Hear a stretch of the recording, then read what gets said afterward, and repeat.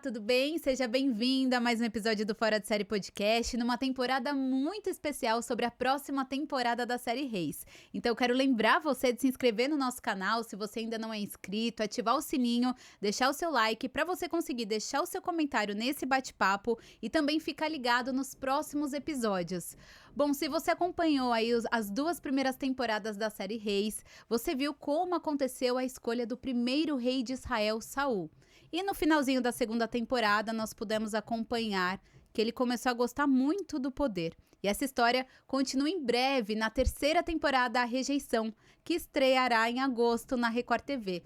E nós estamos aqui hoje com ela, nada mais nada menos do que a Rafaela Castro, para saber tudo, né, Rafa, sobre hoje a terceira eu revelo temporada. Tudo, gente. Tudo bem? Tudo bem, obrigada por ter vindo aqui. Um prazer estar aqui. Eu fico sempre acompanhando o podcast. Eu falo assim, um dia eu vou estar lá. Um dia eu vou lá revelar para o nosso público o que vai acontecer na série. Que bom que deu certo. Eu tô feliz de estar aqui. Rafa, antes de tudo, por que essa temporada vai se chamar Rejeição? Então, Ana, a gente teve as duas primeiras, né? Sempre tem um título. E nunca é uma razão em específico. Na verdade, quando foi inicialmente escrito, foi uma razão em específico. E a gente descobriu que, conforme a história foi sendo escrita, que tem vários significados. Então, por exemplo, a decepção, né? Quando eu escrevi, tinha uma decepção em mente, uma coisa. E, na verdade, aconteceram várias decepções, né? E a rejeição primordialmente vai ser chamada rejeição, porque é a temporada que a gente mostra que esse rei que foi pedido pelo povo, escolhido por Deus, é rejeitado como rei, pelo próprio Deus. Então, por isso que se chama a rejeição. Só que não é só isso. Vão haver outras rejeições, mas eu não posso divulgar. Então, a ideia inicial foi essa, rejeição, porque quando a gente conta quando Saul é rejeitado, né? Muita coisa legal que a gente pode falar, porque tá na Bíblia, gente, não é spoiler, né? O spoiler tá na Bíblia. Tá na Bíblia. E, Rafa, quando a gente fala de Saul, né? Porque eu achei bem interessante que a primeira temporada mostrou um pouquinho como que era Israel antes do primeiro rei, né? Quando era esse período final, quando Israel era governado por juízes. Então, deu um panorama pra gente entender melhor como que era a parte política, cultural, espiritual daquela nação, né? E aí, na segunda temporada, a gente viu a ascensão de Saul. Então, naquela época, Deus era o rei do povo, né? Exato. Eu acho muito interessante, porque, na verdade, essa é a história de um povo, né? A evolução desse povo, que vem lá de trás, que nós já vimos novelas na Record sobre isso. E eles chegam nesse ponto que é como se eles tivessem se cansado da maneira como a nação era governada por Deus, basicamente, né? E porque não era um juiz, um rei geralmente é assim, o rei, o filho dele, o neto dele, assim. O juiz não era assim, né? O juiz eram pessoas que eram levantadas por Deus dependendo de uma situação de necessidade. Então, nós tivemos vários juízes. Isso, de certa forma, trazia para as pessoas que não estavam satisfeitas com esse modo de liderança uma instabilidade, uma insegurança. Então, eles chegaram nesse ponto que disseram, basta, a gente quer ser, que esse é um ponto tão crucial na história, a gente quer ser como as outras nações, sendo que o principal da nação de Israel era esse diferencial, né? Que eles não tinham um homem para reinar sobre eles, eles tinham Deus, e eles quiseram se comparar as outras nações, causado também pelo que a gente viu na primeira temporada, né? Que o juiz, os filhos do juiz estavam cometendo aquela atrocidade de roubar as ofertas, né? De cometer vários pecados, então cansaram-se, depois vieram os filhos de Samuel, né? E repetiram um pouco esse erro, chega, nós queremos um rei. Um rei. E para quem não acompanhou, né, as duas primeiras temporadas, ainda tem um tempo até a estreia, Sim. né? Então a pessoa pode correr no Play Plus e assistir os episódios. Mas a gente, para fazer um compilado, né? Na primeira temporada a gente viu, né, como você falou, a corrupção dos filhos de Eli. E ele morre também. Os filhos morrem, né? E depois ele morre também, né? E aí Samuel é levantado por Deus ali, né? Ele passa todas aquelas dificuldades, mas ele segue firme nesse propósito até o fim, na verdade. Até o fim. Porque a gente vê essa diferença, porque os filhos de Samuel também se corrompem. A gente também viu aí pulando aí pra segunda temporada, só que ele reage de forma diferente de Eli. Exatamente. Né? Esse foi o diferencial, né? Você vê que com Eli não teve jeito. Ele teve que morrer, porque ele viu tudo aquilo acontecendo, Deus alertou ele, e ele não fez nada, sabe? E Samuel, a gente deixou bem claro, ele não sabia. Os filhos estavam fazendo isso, quer dizer, eles estavam tendo a função de juiz em outro lugar, num lugar diferente de Samuel. Quando essa notícia veio até Samuel, que os filhos estavam fazendo isso, aceitando suborno, né, para julgar favoravelmente para quem pedisse, ele fez algo a respeito. Então, você vê que ele não foi removido, porque diante de Deus ele estava correto diante de Deus, né, os filhos que erraram. Mas é uma história muito triste, sabe? Foi bem triste, porque assim, isso é uma... Quando você lê na Bíblia a história de Samuel, o início de Samuel, tem aquela parte muito bonita, né? Que a Ana, que era estéril, era provocada pela Penina e tal. E ela pede a Deus esse filho, e Deus não só dá um filho, mas dá um filho especial, né? Que foi Samuel. Então a gente vê esse momento legal, mas era como Israel estava, era muito triste. Então, você pensa... Deus fez uma promessa a Abraão, que a gente viu em Gênesis, né? Que a mulher dele também era estéril, que ia fazer dele uma grande nação. E Deus cumpriu com a palavra dele, né? Abraão, que era um só, se tornou uma grande nação. Essa nação ficou escravizada no Egito por muitos anos. Deus salvou essa nação, trouxe esse povo, milhões de pessoas, de volta para Israel. E sempre cuidou desse povo. Tudo que o povo precisava, Deus sempre fez. Então, você vê uma coisa bem marcante que eu achei, uma das mais marcantes na primeira temporada, foi aquela batalha dos raios, que foi bem no final, que Israel não tinha como vencer a batalha. Sim. É impossível, né? Contra os filisteus, não tinha como. E Deus lutou por eles, provando mais uma vez, eu sempre vou cuidar de vocês. Do que vocês precisarem, eu sempre vou cuidar. O que eu quero é que vocês me ouçam, que vocês fiquem perto de mim, que nós estejamos próximos, que era o objetivo do tabernáculo, que eu achei legal na temporada, que a gente pôde mostrar o que é isso, né? Isso pode ser muito confuso para as pessoas que leem. Nada mais era do que Deus, uma demonstração de Deus, de falar assim, olha, eu vou habitar no meio de vocês, eu quero estar no meio de vocês. Então, assim, todo o tempo Deus mostrando, eu vou dar tudo que vocês precisam. Depois de tudo isso que Deus fez, o povo simplesmente fala, não, a gente quer um rei. A gente não quer, basicamente disseram, a gente não quer mais Deus governando sobre nós. Nós queremos, com todas as palavras eles falaram, né? Nós queremos ser como as outras nações, sendo que Israel era especial, era diferenciado. E os povos ao redor sabiam disso. Tipo assim, ninguém mexe com Israel, porque Deus defende eles. Todo mundo sabia que Deus abriu o Mar Vermelho, todo mundo sabia desse povo. Então, quer dizer, eles eram especiais e eles quiseram se comparar, eles quiseram ser iguais. E é uma coisa muito interessante também, que eu super curto, quer dizer, eu curto tudo, gente, óbvio, em Reis. É que as pessoas têm essa ideia errada, inclusive sobre a próxima temporada, porque eu recebo muitas perguntas a respeito disso, sobre aquela coisa de palácio, sabe? E roupas, e muito medieval. Quando, na verdade, o que aconteceu foi o que a gente mostrou em Reis. Eles não tinham armaduras, eles não tinham rei, eles não tinham exército, porque eles não precisavam nada disso. As armas eram precárias, mas eles não precisavam, porque Deus defendia eles. E eles viam isso nas outras nações. Os filisteus, por exemplo, né, que eram muito tecnológicos, muito avançados para a época. Eles não tinham aparência, né? Eles tinham fama, né, desse povo que era cuidado por Deus, mas eles não tinham ostentação, sabe? Eles não tinham rei para chamar de seu, eles não tinham um exército estruturado, com aquelas lindas armaduras, eles não tinham palácio, eles não tinham nada disso. E é isso que eles queriam. Basicamente era isso que eles queriam. Porque algumas das outras nações tinham. Inclusive, uma coisa interessante, tem gente perguntando assim, e o palácio de Saul? E o palácio? E as vestes reais? Gente, na verdade, na época não era assim. Reis que tinham palácio de outras nações eram poucos. Tipo, era o faraó, ele tinha palácio. Sim. Mas os outros reis, os filisteus tinham palácio, mas moabitas, os outros povos, não era assim ainda. Isso veio muito mais tarde, né? Isso é uma coisa bacana de Reis, porque a gente está tentando o máximo se manter fiel à historicidade, ao que era na história. Então, é a parte bíblica, mas também a parte histórica. Muita gente não entende, fica assim, mas por quê? E cadê isso? Cadê aquilo? Mas era assim. Sabe? Então, essa falta desse visual, sabe? De ser reconhecido, de ser visto como as outras nações eram, também levou o povo a pedir um rei. Aí que Saul entra na história, né? Então, em relação a essa questão dos filisteus, a gente chegou a conhecer o Museu dos Filisteus, em Askelon. Tem um museu dos filisteus ali, Ok. com tudo sobre a cultura deles, né? Como eles teriam chegado ali ao território de Israel, né? Que eles são conhecidos como povos do Povos mar, do né? mar.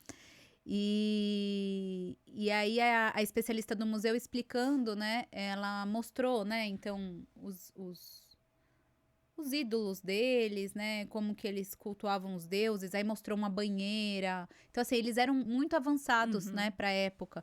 Então, ela mesma falou que isso atraía a atenção do povo de Israel, né?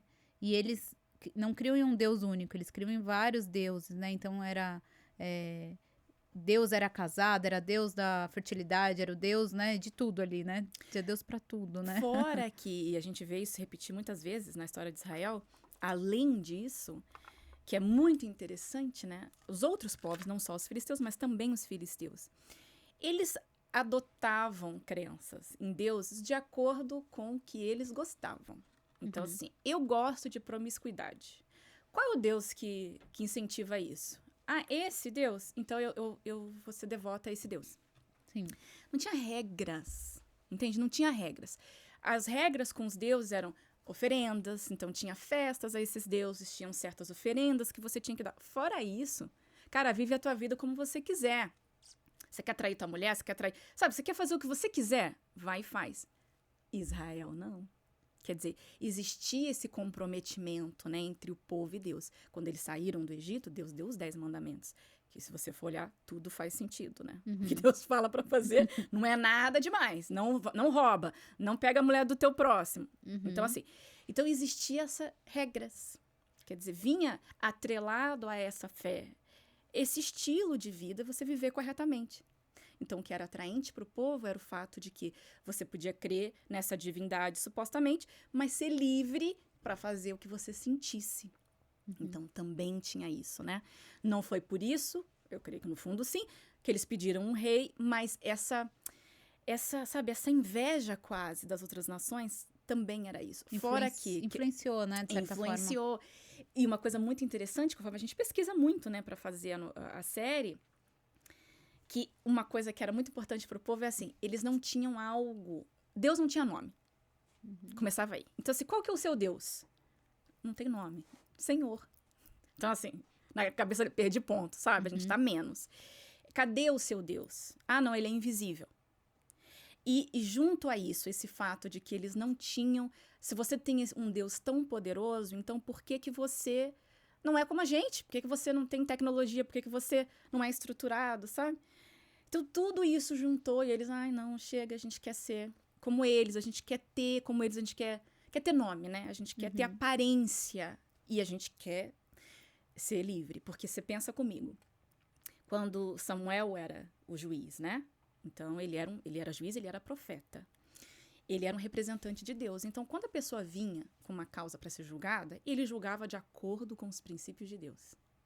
Se você tem um homem que não é profeta, que não é sacerdote, para julgar a sua causa, as suas chances de que ele não faça isso de acordo com Deus e ao seu favor aumentam. Então, ali está uma outra razão porque eles queriam. Era apelativo a ideia de ter um homem rei e não Deus. Que foi o que aconteceu, né? Saul se tornou exatamente essa pessoa. E ao mesmo tempo a gente até pode ver na série, né, as ameaças dos povos inimigos também influenciaram, né, junto com tudo isso, né, eles não sentiam que eles não tinham uma liderança humana ali, né. É porque assim, até essa parte, né, na Bíblia que eles falam, a gente quer um rei para ser como as outras nações e ele vai guerrear as nossas guerras. Porque era assim, estourou uma guerra, né, e você vê que entre essa guerra dos raios e essa próxima guerra dos amonitas, nem foi os filisteus, você vê que os filisteus ficaram na deles. É como se Deus derrotou e, tipo assim, não vamos mexer com Israel. Foi exatamente o que a gente colocou, inclusive, né? Que o Lucier não quer mexer com Israel de jeito nenhum, porque ele tá todo queimado. Então, o que acontece? Quando estoura uma guerra, a responsabilidade de ir pra guerra, de organizar tudo, tem uma pessoa responsável por isso. Quando você não tem um rei, como a gente viu na primeira temporada, estourou uma guerra. Gente, quem que vai assumir isso aqui? Quem vai juntar todos os homens de Israel? Que muitos nem lutar sabem, né?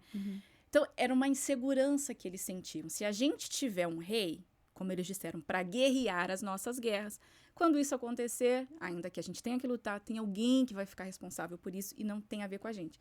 E é muito interessante essa parte em Samuel, porque isso não é revelado no início, quando o povo pede um rei. Não é falado nada sobre perigo, sobre inimigo, sobre guerra. Lá na frente, que já passou também, quando Samuel faz um discurso, que tem chuva, né? O pessoal fica morrendo de medo. Samuel fala assim, quando vocês viram que Naás vinha contra vocês, vocês pediram um rei. Então, ali é revelado pra gente esse detalhe muito importante. Então, na época que eles pediram um rei, por causa do erro dos filhos de Samuel, junto a isso. Mas, assim, você vê que foi um argumento.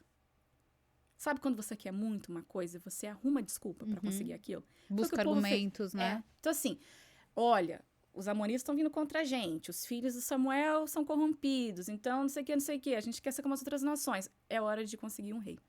Então, na verdade, aquilo só mostrou que eles queriam já há muito tempo, só que eles não tinham um argumento plausível. E ali eles conseguiram, porque Israel está ameaçado, não é novidade, nunca foi novidade para o povo. Também nunca foi novidade que eles eram ameaçados e Deus livrava eles. Mas aí, tipo assim, já deu, sabe? A gente ficar nessa situação, arruma um rei pra gente. E aquilo foi... É de partir o coração, para mim. Essa ingratidão. Você vê que por isso que foi chamado de ingratidão. Essa ingratidão do povo para com Deus, né? Que cuidou sempre deles, não é suficiente. Deus não é suficiente, melhor um rei mesmo. E se deram mal, né? A gente vai ver agora na terceira. E a gente viu também a reação de Samuel, né? Em primeiro momento ele não entende, né? O porquê aquilo tá acontecendo, né? E aí tem até uma cena muito bonita que aí ele tem a confirmação de que ele tem que mesmo escolher um Deus, um rei, quer dizer. Porque Deus fala com ele ali, né? O problema não é com você, Samuel. O problema é comigo. Porque você imagina, Ana, o homem... Samuel a gente acompanhou desde o nascimento. Ele nasceu, depois que ele foi desmamado, acredita-se que era 3, 4 aninhos, ele viveu no tabernáculo. A vida toda, a vida dele foi dedicada a isso. A esse povo, basicamente. Ele trabalhava para o povo. Quando ele se tornou adulto, liderou o povo. Então, é uma vida inteira que você fez para o benefício dessas pessoas. Sim. Você imagina as coisas que ele se privou, sabe? Que ele sacrificou para esse ofício. Não devia ser nada fácil, né? E aí, quando você tá lá, quase no final da tua vida, depois de tudo que você fez, o povo fala, não. Eles não falam isso, né? Você já tá velho. A gente não quer mais você, né? Você já tá velho, é o primeiro argumento. E os seus filhos não andam nos seus caminhos, então a gente quer um rei. Então, isso foi um pedacinho do que Deus sentiu, porque Samuel, ele dedicou uma vida, né? A vida dele. Deus desde o início. Então, foi muito bonita essa parte, porque Samuel sentiu, como representante de Deus, ele sentiu aquilo que Deus sentiu. E Deus, mesmo assim, falou, não é você que eles estão rejeitando, porque Deus conhece o coração das pessoas. Então, Deus sabia que, na verdade, não é nada daquilo que eles estavam falando. Eles estavam falando, que eles nunca iam dizer com palavras, a gente não quer mais Deus liderando a gente. Então, por isso que Deus fala, não é você que eles estão rejeitando, é a mim. Vai lá e faz. Essa, pra mim, é a parte mais triste. Vai lá e faz como eles estão te pedindo. Tá bom. E aí Deus fala assim, avisa como vai ser. Aí o Samuel vai lá e coloca todos os pontos negativos que vai acontecer se eles pedirem um rei. Discursa, fala, ó, isso vai acontecer, vocês vão sofrer isso. Não. Você vê que eles estavam tão já resolvidos naquilo. Não, mesmo assim a gente quer um rei. Quais eram os pontos? Você lembra? Por exemplo, uma coisa principal. O povo de Israel era livre. Você tem as suas terras, eles conquistaram as terras, né? Você não paga imposto. A terra é sua, o que você faz é teu. Você é dono do seu próprio negócio. Se você quer prosperar, depende só de você. Uhum. Com um rei, você agora paga imposto. Então, basicamente, o que é seu não é seu. E isso é uma coisa que Samuel fala. Uma outra coisa, o rei vai pegar os seus filhos para lutar as guerras dele. A gente vai ver isso na terceira temporada. Numa cena muito impactante, inclusive. De uma família muito legal, tá? A gente já tá... Eu tô dando spoilers, ó. A gente aqui. As suas filhas, quer dizer, as suas filhas vão se tornar servas, seus filhos. Então, você tinha uma vida livre, então você imagina. A sua filha é levada para servir ao rei. Então, sua filha não vai ter mais direito à família, a casar, só se o rei decidir. Então, você, basicamente, Deus te fez um povo livre e vocês querem se atrelar a uma pessoa. Uma das consequências foi essa. E assim, o seu rei pode errar, né? Com vocês. Gente, isso acontece desde o início, né? Essa é a história dos reis de Israel. Quais foram os reis que realmente foram corretos? Pouquíssimos, né? Tristemente. Então Deus vai lá, sabendo já que não ia adiantar de nada, mas Deus, sendo justo, foi lá e falou, ó, avisa. Pra não dizer que eles não foram avisados. Samuel avisa e o povo nem pensa no que Samuel falou. Não, a gente quer um rei mesmo assim. Pronto. Nem escutou, né? Enfim. Nem estava Obviamente, escutando, né? obviamente. Não importa o que você disser, a gente já tá decidido que é isso que a gente quer e acabou. Né? E, Rafa, antes da gente falar mais sobre Saul, falar muito sobre Saul, você falou, né, que vocês, eu falo vocês, né, você e toda a equipe Sim. buscam vocês têm esse comprometimento com a história, né, toda essa parte arqueológica. Então, a gente queria entender mais isso, né, como que é esse processo de criar e de escrever uma série, uma novela bíblica, né? Tanto com a parte da Bíblia mesmo, quanto da parte histórica, arqueológica, porque é um grupo ali, né? Porque tem a parte bíblica e o que acontecia naquela época culturalmente falando também. Você vê que às vezes é até complicado quando você assiste de você entender, porque é um contexto muito diferente do que a gente conhece, né? Escrever também é. Que são mais de 3.000 anos, né? Então, sabe? Primeiro que uma novela, uma série bíblica, o que pra mim é interessante, né? Que não é simplesmente uma história, começa por aí. Não é só entretenimento, é uma história com o potencial de mudar alguma coisa na sua vida. Né? As histórias que a gente retrata trazem reflexões. Então, assim, isso me motiva muito. Porque não é, sentei na frente da televisão, assisti 1 hora e nada mudou. Como muitas outras coisas que a gente assiste. Você se distrai, mas não acrescenta nada na sua vida, né? Só aquele momento.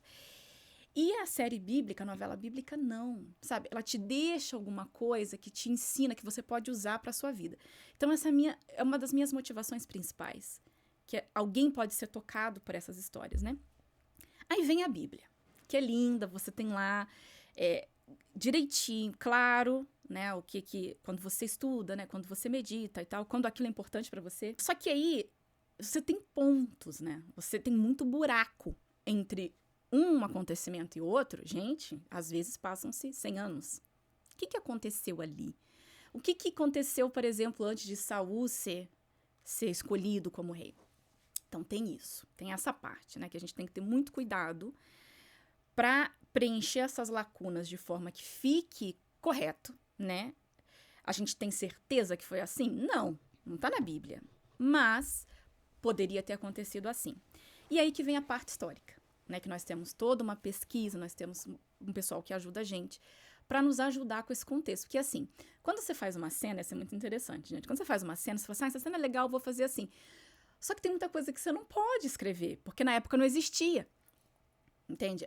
Tem coisas que você não pode usar, você não pode falar, porque são expressões que remetem a coisas que a gente conhece hoje, que na época não existia. Por exemplo, vamos supor que eu fale assim pra você, ó, o meu ouvido não é latrina. Eu não posso usar isso na novela bíblica. Não tinha latrina, eles não tinham nem vaso, não tinham nada, não tinham banheiro. Então, é um trabalho muito meticuloso pra você fazer a história num todo, e também cenas, e também, sabe, você se ambientar na vida daquelas pessoas. É legal, é muito legal, é muito divertido, mas é bem trabalhoso, porque a gente tem esse comprometimento. Não tem como fazer tudo, gente. Assim, tem coisas que, se a gente colocasse, você nem entende o que é. Não existe mais, é uma coisa muito da época. Mas a gente procura, a Record é muito comprometida com isso. O máximo que a gente puder, a gente se mantém fiel ao que era. E um diferencial em Reis é esse, né? Porque nós tivemos outras tendas, outras novelas bíblicas, e tinha umas coisas muito bonitas, né? Bem legal, assim, de você ver. E você vê que, às vezes, em Reis, a tenda é assim... Não tem nada, né? Básica. É bem básica. Na época era muito mais básica. A gente ainda coloca uma coisa ali ou outra. Mas isso é muito bacana, sabe? Essa parte de você tentar trazer a história como era para a série. Reis tem muito isso. Eu me atrevo a dizer que é a produção que mais tem isso. Esse comprometimento. Sabe? Que a gente levou mais tempo para fazer exatamente como era. E às vezes fica assim, bem básico. Porque a gente quer deixar... Quer que o público veja, olha, era assim mesmo na época. Como era realmente, né? Como era realmente. É uma coisa interessante que as pessoas sempre comentam. Eu me acabo de rir. Gente, o banho, né? que o banho é só o paninho, né? Quando eu só lavo a mão assim, lavo o rosto. Isso é um passo a mais. Não tinha, né? Esse banho que os personagens têm, gente, historicamente, nem isso tinha. Esse é um assunto para outro dia, talvez. Mas a gente procura deixar o mais fiel possível, né? Ao que era. E eu lembro que em uma das entrevistas que a gente fez, falaram até do azeite para essa questão do odor corporal. Para disfarçar, assim, que o azeite era usado até para isso na época. Não sei nem historicamente se chega no período de Reis ou se já é um pouco mais pra frente. Mas, assim, porque é uma curiosidade mesmo, né? Porque como eles faziam ali pra Então, vamos pro falar, dia a dia, vamos falar né? um pouquinho disso? É uma coisa que a gente mostrou, mas assim, muito rapidamente, a questão do tabernáculo, né? Quando a gente ficou lá no tabernáculo e as pessoas vinham para fazer as suas ofertas, biblicamente, né? Era assim, as pessoas, quando viessem ao tabernáculo, elas tinham que vir com roupas novas ou limpas. Então, você não tem como comprar uma roupa nova. Ninguém comprava, né, gente? As pessoas faziam. E assim, para fazer uma veste era 1 ano. Demorava 1 ano. Então, as pessoas não tinham várias peças de roupa. Geralmente, era uma peça de roupa que se tinha. Então, não tem como você fazer uma nova, pelo menos lave. O que tudo indica, isso historicamente, tá, gente? Que eles tomavam banho mesmo, uma vez ao ano. O banho que a gente quer era uma vez ao ano, quando eles iam no tabernáculo se apresentar diante de Deus. E quando não era isso? Então, o banho era... não tem banho.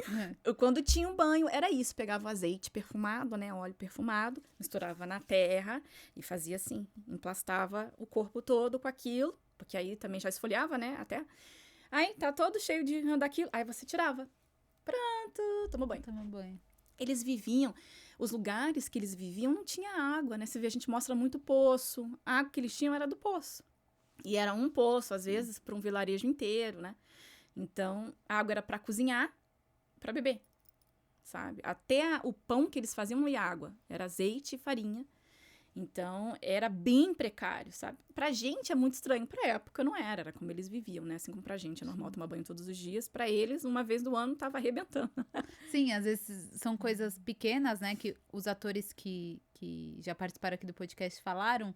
E eu fiquei pensando, e é muito real, né? Às vezes a gente não se dá conta, né? Hoje é mais simples você tomar o seu banho, você tomar um copo de água. Mas naquela época, pra você tomar, como você falou, o banho, né? Ou você ter água ali pra você cozinhar, pra você, enfim, se hidratar, era muito difícil, né? Então, são coisas que às vezes a gente não dá tanto valor, né? Mas como que naquela época não era fácil, né? Era bem complicado, assim. Não creio que era complicado pra eles, né? Era a vida que eles viviam, eles eram acostumados. Mas era bem precário, assim, pra todos, na verdade, com exceção de alguns povos. Imagina os filisteus, povos do mar. Então, eles eram... Que eu acho que também era uma das razões porque o povo pediu um rei. Eles queriam avançar, sabe? Queria avançar. Não, a gente quer avançar, a gente quer evoluir, a gente quer crescer. Tá bom, cresceram pra baixo, mas tudo bem.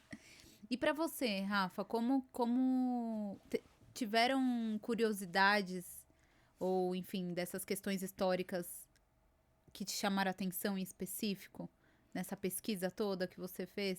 Olha, muitas, na verdade, né? Porque cada capítulo, cada trama traz isso. Porque assim, eu tenho uma ideia, eu quero fazer isso. Eu não tenho essa liberdade, inicialmente sim, de falar, eu vou fazer, acabou. Eu tenho que consultar. Então, toda vez que eu queria fazer uma trama, olha, como é que funcionava isso? Então, a gente consultava, né? O nosso pesquisador, arqueólogo. Como que funcionava isso? Como era isso na época? Então, a gente aprendeu muita coisa, né? Entre muitas coisas, uma coisa que achei muito interessante... Os filisteus eu achei muito interessante. A gente retratou eles, assim, de forma bem específica, né? Em Reis. Para aquela época, porque a gente estava acostumado com o povo de Israel, tenda, né? Isso que a gente está falando, não banho. E aí chega esse povo que é diferente e temido por todos os outros povos. Então, existiam outros povos inimigos, os amonitas eram um, né, desses povos, mas os filisteus, eles estavam acima deles. E uma coisa que eu achei muito interessante é essa questão do ferro, que eu não sabia. Essa é a realidade, eu não sabia. As pessoas também falam assim, poxa, cadê as armaduras, o povo de Israel, cadê? Não, os povos em geral não tinham isso, porque os que dominavam a arte do ferro só os filisteus. Ninguém sabia como fazer isso. Então, as armas de todos os outros povos eram de bronze. E aqui é mais fraco, Inferior, né? né? Inferior.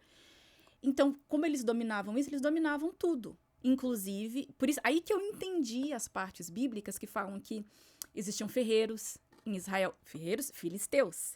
E eles tinham que amolar as suas ferramentas de trabalho e as suas armas. Imagina. Vamos pra guerra contra os filisteus. Ela vai lá no ferreiro filisteu para afiar as espadas. E eu achei isso muito interessante. Então, eles dominavam, entre outras coisas, a arte do ferro, né? E eles eram esse povo. Eu sempre imaginei, assim, bárbaros e, sabe, sanguinários, que eu não duvido que fossem, mas também refinados, de certa forma, né? Sim. Então, essa descoberta, para mim, disso que era tão importante sobre as armas, sobre as ferramentas, coisas que os israelitas dependiam para viver, para trabalhar, na verdade, dependiam do trabalho dos filisteus. E eles, sabendo disso, né, eles prestavam serviço não só para os israelitas, mas para todos os povos. Então, ter essa vantagem sobre todos os povos ali em Canaã, né, para mim foi uma... E me aprofundando nisso, foi uma das coisas. Mas a gente descobria cada dia uma coisa diferente. Porque eu não vou lembrar agora, mas muita coisa interessante. Não, eu imagino, porque dessas matérias, essas pesquisas, esses documentários, a gente descobre muita coisa, né? E aí é incrível porque realmente a gente consegue visualizar a arqueologia indo ao encontro do que está na Bíblia, né? Quando a gente foi para esse museu que eu comentei, nós fomos no mesmo dia para um local perto que é Asdod Askelon, e inclusive é o mesmo nome retratado na série, né? E lá tem o que eles chamam de cemitério dos filisteus, onde foram encontrados ali restos, né? E aí, estudando, os arqueólogos fizeram todo o estudo, descobriram que era desse povo. Porque até então, parece que não tinham evidências mesmo. E realmente indo ao encontro do que tem nos relatos bíblicos, né? Então, a gente consegue ver isso, né? E isso que você falou do ferro é muito legal, porque você vê que a arqueologia e a história comprova o que para muitas pessoas é uma metáfora, mas não, como assim? Mas a arqueologia está comprovando o que está ali, né? Uma coisa interessante também é que na batalha Davi e Golias, né? Que, claro, vai ser retratada mais pra frente, né? Quando chegar Davi. Como que eles comprovaram que foi ali realmente que houve essa batalha, né? Como provar? A Bíblia fala que existia esse vale de Elá, né? Na Bíblia fala Vale do Carvalho. Então, era um vale, 2 montes, né? Nesse monte era o acampamento dos israelitas, na Bíblia. Do outro lado era o acampamento dos filisteus. E o que eles encontraram de vestígios ali, né? Que desse lado tinha vestígios de animais, né? Coisas que comprovavam que realmente teve um acampamento ali. E do outro lado, ossos de porcos. Tá. Israelita não comia porco. Os filisteus, sim. Então, foi uma das coisas que comprovou que aquele momento, aquele evento, que ali foi o acampamento dos filisteus e aqui foi dos israelitas. E vale no meio, né, onde Davi venceu Golias. Então, é muito legal você ter essas provas, sabe? Olha só o que a gente está vendo aqui na Bíblia. Tá comprovado que realmente foi ali, que realmente aconteceu. Então, sim, muito bacana. E, inclusive, falando um pouquinho desse episódio, a gente estava lendo que tem até estilingues que cientificamente é comprovado de que eles conseguem matar uma pessoa. Olha só. Dependendo do estilingue, parece que tem uma mesma velocidade que certa arma. Você assim, vê. Então, você vê que tem muita coisa, né? É muito rico. É um conteúdo muito rico. É trabalhoso, sabe? Não é uma coisa que você consegue fazer de um dia pro outro, mas é muito, muito legal, muito rico. Sim. E quando a gente fala de Saul, a gente Saul, viu na segunda temporada a parte... posso falar a parte boa de Saul, né? Porque eu achei que eu não fosse gostar de Saul. Eu gostei de Saul da segunda temporada. Então eu fiz meu trabalho. Mas como que você define Saul? Pelo menos nessa primeira fase que a gente viu, né? Na segunda temporada. Sabe uma coisa pra mim fascinante sobre Saul? Nem eu imaginei que eu fosse gostar tanto desse personagem. Mas eu acho que todo mundo fala isso até você fazer o próximo personagem. Porque eu gostei muito de Samuel, aí veio Saul. Porque toda vez que a gente ouvia falar de Saul, o que a gente sabia sobre Saul? Geralmente os pontos principais. Primeiro rei de Israel, o homem mais lindo de Israel, que é um detalhe que eu acho interessante na Bíblia que fala isso, né? O homem mais lindo, mais alto de Israel, escolhido para ser rei. Aí teve esse início, ok? Que ele foi ungido quando ele não esperava, quando foi lá buscar as ferramentas do pai. Em seguida, você já vê o erro do Saul. Então, o Saul, ele era muito conhecido por esse rei que fracassou, né? Que desobedeceu. Ponto. Só que, vamos pensar. O povo pediu um rei. Deus não escolheu um homem aleatoriamente. Ah, vocês querem um rei? Tá bom, qualquer um, vai. Esse aí é bonitão? Vai esse. Se Deus escolheu Saul, tem um porquê. Deus não ia escolher qualquer um, embora o povo estivesse errando com ele, Deus não errou com o povo. Ele não ia escolher o pior. Ele ia escolher alguém direitinho, né? E isso nunca foi retratado. Esse Saul, por que Deus escolheria Saul se ele se tornou esse homem? Subentende-se que ele não era esse homem inicialmente. Então isso para mim foi fascinante. Imaginar com alguns detalhes que a gente tem na Bíblia, quem era esse cara? Que muitas vezes ficam nas entrelinhas ali, Muito nas entrelinhas. Então, a gente tem alguns pontos bíblicos que apontam para quem era Saul. Primeiro, quando Samuel falou para ele, né, ele foi lá atrás das jumentas e tal, falou para ele, olha, você vai ser ungido príncipe, né, sobre Israel. Ele não acredita. Tipo assim, ele acha aquilo... Não, qualquer um no lugar dele, né? Vamos combinar. Eu venho aqui fazer o podcast, alguém fala, você vai ser presidente do Brasil. Então, mas a reação dele foi muito bonita, sabe? De falar, não, eu sou o menor, eu não tenho condições. Dele ver isso, que ele não tinha condições, sabe? Isso é um ponto de Saul, bíblico. Quando ele é anunciado para o povo, e tem aqueles que rejeitam a ele, né? Falando, esse que vai reinar sobre nós? E a gente retratou isso. Quando ele vence a batalha contra os amonitas, eles sugerem, vamos matar aqueles que falaram que Saul não prestava, né? E Saul falou, ninguém vai morrer hoje, porque Deus nos deu o livramento. Esse é o tipo de cara que Saul era. Ele né? mostrando ali que reconhecia, né? Deus. Que, tipo assim, ele foi escolhido não pelos seus próprios méritos, mas Deus quis que fosse ele. Uhum. E mais tarde, quando tem a cena que ele erra, né? E Samuel fala com ele, Samuel fala assim, quando você era pequeno aos seus olhos, Deus te escolheu. Em outras palavras, ele era humilde. Ele não se achava. Então, você pegar esses detalhes bíblicos e construir esse personagem. Imaginar como seria esse personagem. Então, nós sabemos os nomes dos filhos, o nome da esposa. Depois a gente tem uma concubina, né, gente? Todo mundo perguntando sobre ela, mas isso é mais tarde. A gente já sabe, mais vai ou menos, né? Mas não é um homem que você vê que era dado a muitas mulheres, a bebedice. Então, a gente começou a construir esse personagem. Como que deveria ser esse cara? Então, você vê, o pai mandou ele lá buscar as jumentas. Tem outra parte que fala que ele estava cuidando dos bois. Então, um homem camponês, basicamente, né? Vivia do campo, um homem simples, sem grandes ambições. O Abner, a gente sabe mais sobre ele. Você vê que ele foi logo comandante. Saul, não. E quando ele some, o pai fica desesperado. O que isso te fala? Tinha um bom relacionamento com o pai, era um bom filho, sabe? Então, a gente pegou esses pequenos detalhes e foi preenchendo as lacunas. E isso foi interessante ver. E para mim, o que é mais interessante sobre Saul, assim, é o pico. O que a história dele ensina para mim, tá? E para quem tiver olhos para ver e prestar atenção. Geralmente, quando uma pessoa comete um erro muito grave, sabe? Faz uma coisa muito errada, a gente tem a tendência de falar assim, essa pessoa não presta, por isso é que ela fez isso. Né? A gente ouve notícias, coisas horrorosas, você fala assim, essa pessoa não presta. Sim, às vezes é verdade. A pessoa já tem aquela índole. Mas na maioria das vezes, não. Saul ensina pra gente que qualquer pessoa pode cometer atrocidades, se ela se permitir. Você não precisa começar assim. Começar mal para você terminar mal. Saul começou bem, senão Deus não tinha escolhido ele.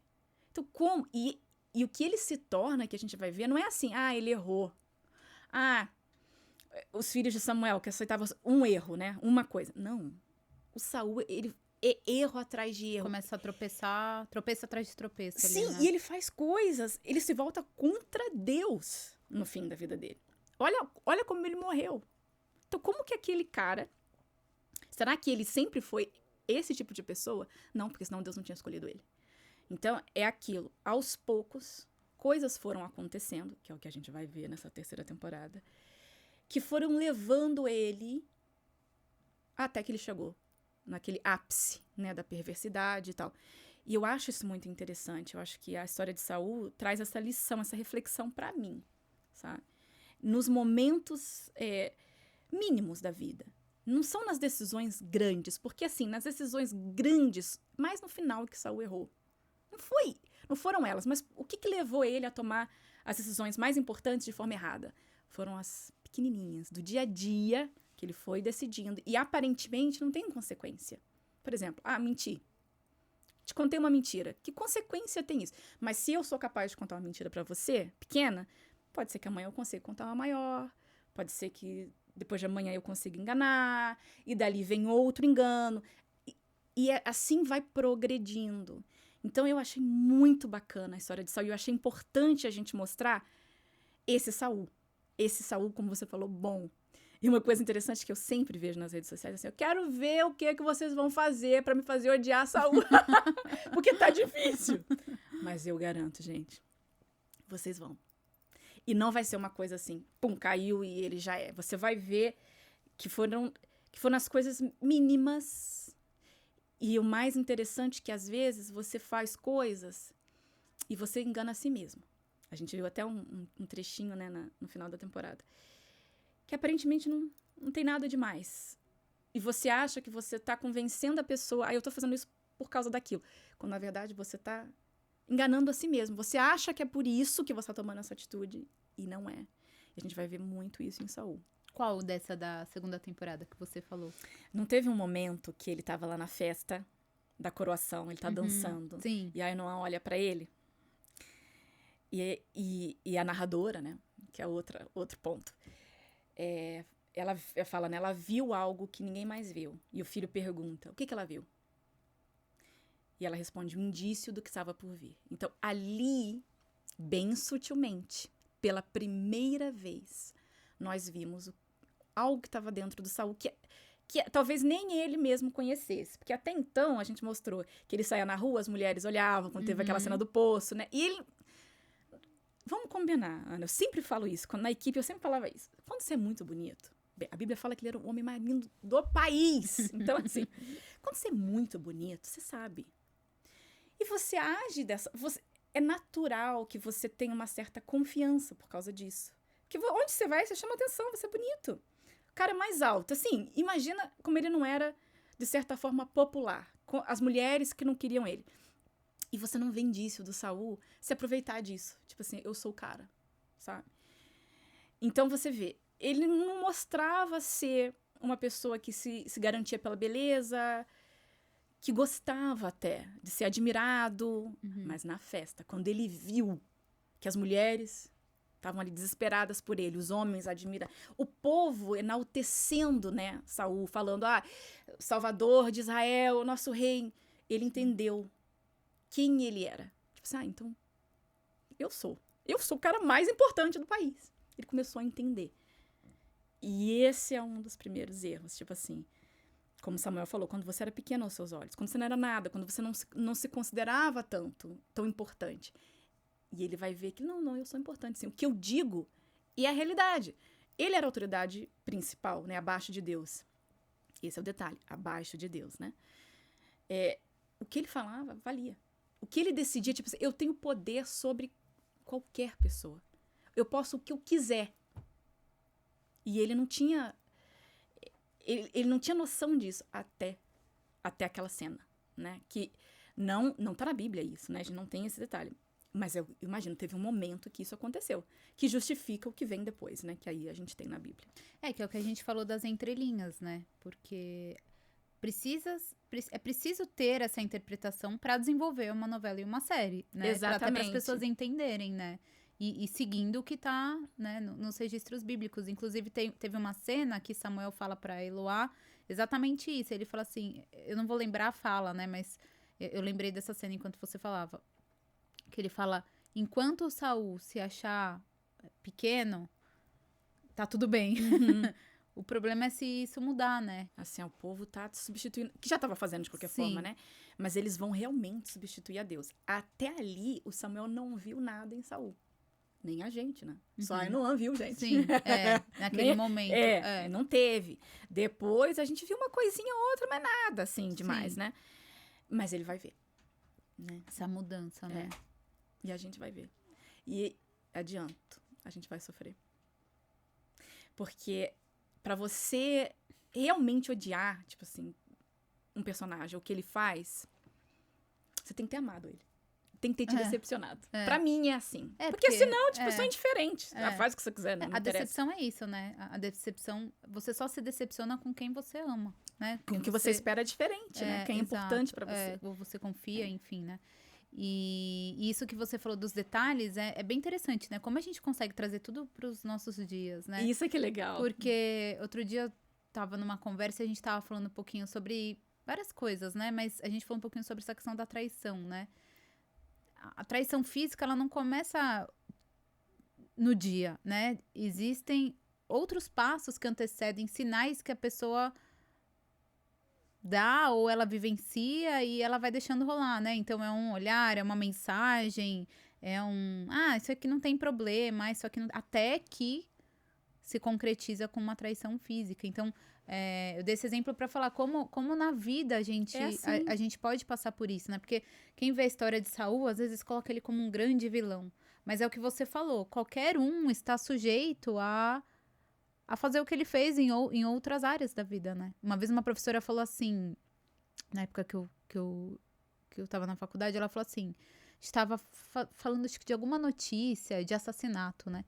Aí ela falou, mas qualquer um aqui é capaz de matar.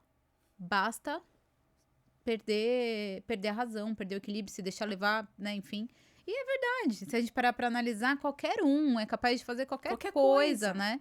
E Saul, realmente, né, a gente vê nesse início ele colocando Deus à frente, né, das atitudes e tal, mas o poder vem, né? E o poder é algo extremamente perigoso pra quem não tem uma estrutura pra lidar com ele, né? E principalmente poder na mão de uma pessoa insegura. Exatamente. Só voltando um pouquinho que você falou sobre a traição, né? Que é pra mim o exemplo perfeito. O cara trai. Você fala assim, porque é um canalha. Não necessariamente. Não sempre. Pode ser que um dia ele foi um homem fiel, que ama a esposa, mas é isso aí que você falou. Vai permitindo certas coisas que ele pensa, não vai levar a nada, isso não é nada, eu não tô errando. E aí que entra a mentira pra si mesmo, né? Tipo assim, eu não tô fazendo isso porque eu tô interessado. Eu tô fazendo isso pra não ser mal educado. Sabe, eu tô respondendo a mensagem pra não ser mal educado. Coisas que você vai dizendo pra si mesmo. Se enganando, né? Se enganando, que vai levando você a próximas atitudes pequenas. E é isso que é legal na história de Saul. E às vezes as pessoas falam assim, mas tá fugindo da Bíblia. Não está fugindo da Bíblia. Saul não foi aclamado rei num dia e no dia seguinte acontece o que está acontecendo no versículo bíblico. Passaram-se anos. E o que aconteceu nesses anos? Estamos colocando na série. Foi isso que aconteceu com ele. Ele foi tomando decisões mínimas que nelas mesmas não tinha nada de errado. Mas levavam a outra. E aquilo culminou no que a gente vê, Na queda, né? E isso da insegurança, eu achei muito legal a forma como a série retratou. Porque mostra, né, ele tem aquela conversa com o pai, mas e se o rei for eu, né? Se eu for o escolhido, deu. Isso não tá na Bíblia, mas mostra, né, a insegurança dele, né? Foi uma forma pra gente entender o quão a insegurança pode ser um caminho perigoso para as pessoas, né? O que acontece com Saul? Talvez eu tô dando aqui um baita spoiler, mas... Aqui... Rafa, é o seguinte, não tem como vir aqui não dar spoiler, porque spoiler, a galera né? vem aqui pra ver ver spoiler, não tem jeito. A insegurança do Saul. Tô aqui porque eu quero spoiler, entendeu? Foi uma das razões, e tem uma cena pra mim que é muito legal, uma das principais pra mim. Pra mim aquilo tinha que entrar nas redes sociais todo dia. Que quando ele vai ser sorteado, que eu gostei muito daquela sequência, né, da flecha e tal, a propósito, olha eu entrando em outros assuntos, tá? Não me lembro o que eu tô falando aqui. Tem esse sorteio na Bíblia, né? Que tira sorte, que na verdade é um sorteio, em outras palavras, e cai, né? Como a gente fez, cai tribo de Benjamim, depois cai numa família, depois cai em Saul. Ninguém sabe como era feito esse sorteio. Historicamente, ninguém sabia como dizer como que realmente a pessoa era sorteada. Aquilo ali foi uma maneira da gente mostrar... Representar esse sorteio, né? É aceitável, tá? Então, quando ele tá ali, ele sabe que ele vai ser... assim, vai ser anunciado que é ele. Ele já sabe, mas ninguém sabe. Ele não conta pra família, nem ninguém. Ele tá muito desesperado. Tanto é que ele se esconde, né? Na bagagem, isso é bíblico. E ele tem uma conversa com Samuel. E é muito bonito que o Samuel fala pra ele. Que ele fala assim... Deus, ele não te escolheu apesar das suas fraquezas, né? Da sua incapacidade. Ele te escolheu por causa delas. E ele fala, um copo só pode ser cheio se ele estiver vazio. E é assim que Deus escolhe as pessoas incapacitadas. Porque se eu não tenho condições, então Deus ele pode me dar condições. Se eu acho que eu tenho, então eu não vou aceitar a interferência de ninguém, nem mesmo de Deus.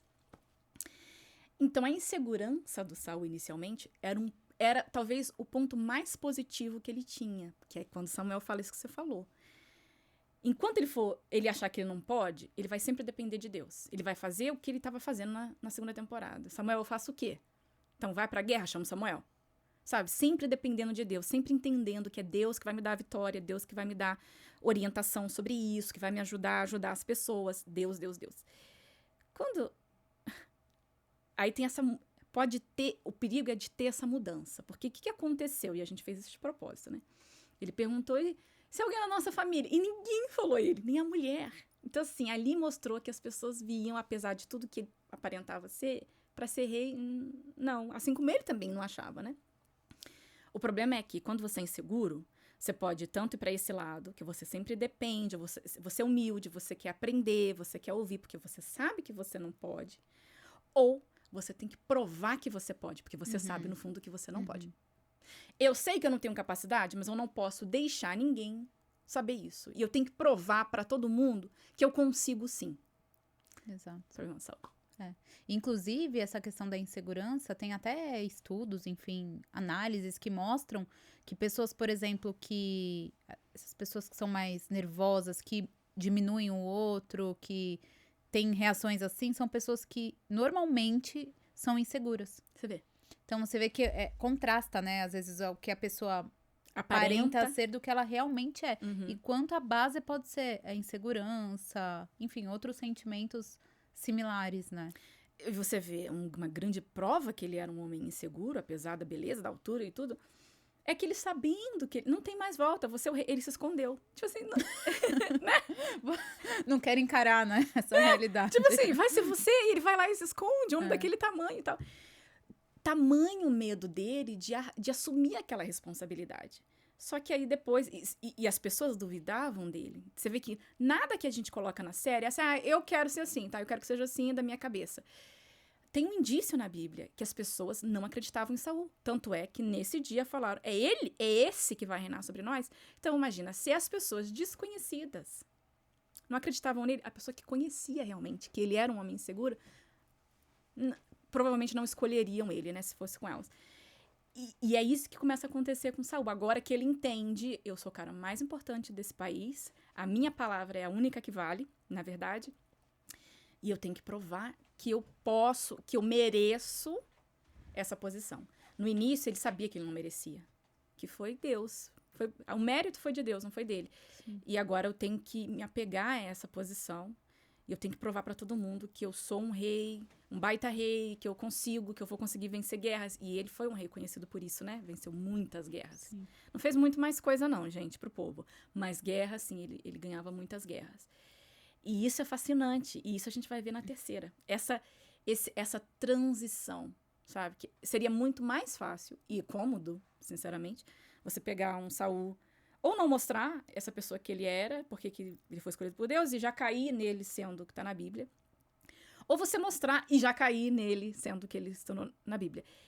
Mas a terceira temporada vai mostrar essa ponte. O que aconteceu entre esse acontecimento bíblico, dele ser esse super cara, e esse cara aqui. Não tem outro jeito, Deus tem que colocar outro no lugar dele, porque não tem mais condições. O que aconteceu aqui? E isso, para mim, é fascinante. Poder imaginar o que aconteceu ali, sabe? Baseado no que a gente... em alguns detalhes que a gente tem na Bíblia. e mostrar a humanidade, né? Porque, às vezes, quando a gente... Eu já vi algumas pessoas falando assim, às vezes eu vou ler a história de um personagem, parece que tá muito distante do que eu vivo. E, na verdade, não. São humanidades ali, né? Então, imagina, você é escolhido rei. A sua primeira reação qual é? Né? Acho que qualquer pessoa que seria um camponês quando é escolhido rei... Você não sabe iria lidar com sentir aquilo. um turbilhão de emoções, né? Falar, não, tudo bem agora. Né? Não, normalmente é assim. Mas a confiança está onde, né? Eu acho que tudo isso a gente consegue, vendo a trajetória de Saul, e a gente consegue entender ele também, se colocar no lugar e falar, e eu no lugar, né? Então, acho Se que traz... identificar, né? Porque assim, tá bom, você não vai ser escolhido como rei, creio eu, né? Imagino, Ana, que você nunca vai ser. Mas você se vê em situações que você não se sente preparada. Seja trabalho, seja, sabe, um desafio novo na sua vida.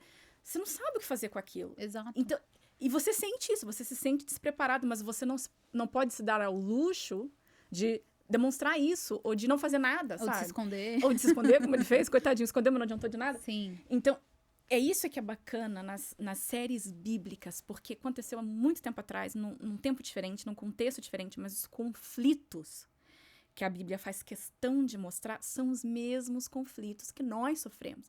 A questão do orgulho é tão fácil você se orgulhar, sabe? Conflitos do dia a dia, sabe? Sim. Pequenos que a gente sofre, mas que podem ter consequências grandes depois. E é isso que é bacana da Bíblia. Ela ensina coisas que você pode usar. Pra mim, Saul é isso, é um alerta. Olha, não pensa que você arrebenta, não. Não pensa que você é muito boa, não, sabe? Porque se você pensar assim como ele fez, eu nunca vou errar. Eu nunca vou fazer. Você pode, porque você vai tomando atitudes que te levam até ali. E uma coisa que eu acho muito interessante é que tem personagens... É assim, tem personagem... É impossível você ficar neutro. Ou você ama ou você odeia, o que é legal. A gente quer ou que você ame um personagem ou que você odeie. Nunca seja indiferente a nenhum personagem, senão não tá fazendo nada, né? Teve um que misturou isso, né? Quem? Você sabe quem? Não. Que acho que a galera tá doida pra eu falar, né? O Malquias ou o Lucier, né? Claro. Esse dividiu emoções, que foi uma licença poética, né? Exato. Mas esse dividiu. Eu não sabia se eu amava ele ou se eu odiava. Eu acho que foi o Mas único. o problema foi que a pessoa amou, né? Assim, Amor. O ódio tava bem... A galera amou. O ódio tava ali, tipo assim... Só pra dizer que eu preciso odiar, mas na verdade... Tipo, muda, né? Por quê? Porque você vê que é uma coisa que você se identifica. Você quer ser de um jeito, mas você é de outro. E pra mim o mais bacana na história dele é que não importa como você se sente, quem você foi, é o que você decide ser. E ele decidiu errado. Todo mundo ama, mas a verdade é essa, gente. Ele decidiu errado. Aí ficam lá, né? Mas mataram, a Lavínia morreu por causa dele. Por causa dele. Seja lá quem for, né? Foi lá a traição dos irmãos, que todo mundo me pergunta. Vai descobrir. Assistam a terceira temporada. Ele tá bem desconfiado ali, né? Quem assistiu a segunda temporada e a Kyla viu... já implantou uma coisinha ali e tal. Mas a realidade, que eu também acho isso legal, sabe? Que eu achei muito legal da história do Malquias e do Lucier. A realidade é, o que aconteceu na vida dele foi culpa dele. Porque quando eles estavam ali, ela falou, vem comigo. Vamos para Israel. Ele já tinha uma inclinação, ele gostou de Israel, ele descobriu que ele... Não, eu gosto da vida em Israel. Ele fala isso pra ela, que eu acho uma cena muito bonita.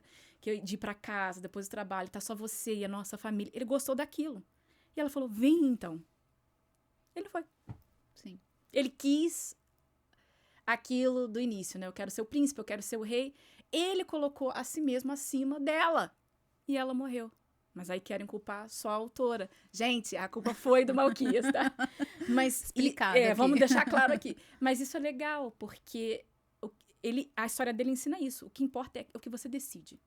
Eu posso sentir uma coisa e decidir certo, sabe? Eu posso, voltando à questão da traição, que eu acho que é muito, muito pertinente, me sentir tentada e não fazer. Não é porque eu sinto que eu tenho que fazer. E ele sentiu e fez. Então... que é bacana. Então, esse é um exemplo de personagem que as pessoas ficam assim. Então, você ama, você odeia, mas ela mexe com você de alguma forma. E eu vejo que tem personagens, por exemplo, a Kyla. É uma personagem muito polêmica, você sabe, né? Sim. Mas o que eu vejo, Ana? Por que ela é polêmica? Porque assim, as pessoas falam, por que ela faz isso? Pra que ter essa personagem? Algumas pessoas até falam, pra que? Gente, mas a Kyla é tão... Eu acho ela tão humana. Sim. Claro que num nível que a gente Mais extremo, amplia talvez. isso, né? A gente amplia isso pra personagem. Mas você... É a mesma... É muito parecido com a coisa do Malquias. É porque ela não tem romance, né? Mas ela é muito parecida. Ainda. Né? Não tem romance. Ainda. Ainda. Mas a gente já sabe que, pelo menos, eu acredito que ela gosta muito do Abner, né? Que é um conflito, você vê que é um conflito dela, porque ela gosta, diz... não sei, assim, no sentido do que pra ela é gostar, né? Ali, Exatamente. Né? Você vê que ela tem esses objetivos, ela tem essa coisa, e ela tem o calcanhar de Aquiles, né? Uhum. Que é o Abner. Então, ela fala que ela quer uma coisa, que ela não se importa. Você vê que é interessante que ela falou várias vezes. Eu não gosto de casamento, esse negócio de casamento, esse negócio de ficar... E numa cena com o Abner, ela dá a entender assim, será que seria uma má ideia? É uma personagem, eu acho, com um conflito muito parecido com o do Malquias, tá? Porque ela... Pra mim, pelo menos, é assim, quando um personagem, ele mexe com você, ou é porque você se identifica, assim, eu sinto muito como ele, sabe? Eu tenho o mesmo conflito que ele. Ou, às vezes, você tem, só que você não assume. Então, assim, eu não gosto desse personagem. Porque, assim, se não mexe comigo, não tem nada a ver comigo. Cara, o que a Kyla tá fazendo, o que ela tá decidindo, não me interessa. Mas tem gente que vai lá na rede social e fala, mas por quê? Não sei o quê. E eles ficam com raiva. Por quê? Tá mexendo. E por que tá mexendo? E é isso que é legal, sabe? É isso que eu acho legal também no que a gente chama de licença poética, porque a Kyla não é um personagem bíblico, né? Embora eu imagine que tivesse filisteias e tal, mas foi realmente uma criação, um personagem fictício. Quando uma coisa não faz diferença pra você, não te incomoda. Você não vai se dar o trabalho, mas tem gente que fica incomodado. Você devia se perguntar por quê. Eu acho que é por isso, sabe? Porque revela um certo conflito de você querer uma coisa e você achar que você não é livre pra fazer aquilo, que é o que a Kyla fala, né? E ela tem todos esses pares românticos, né? Que é uma insanidade, né? Cada hora ela tá com um porquê, sabe? Quando, na verdade, a gente já viu quem ela quer. Então, cara, larga os outros, fica com esse que você quer, mas por que você não faz?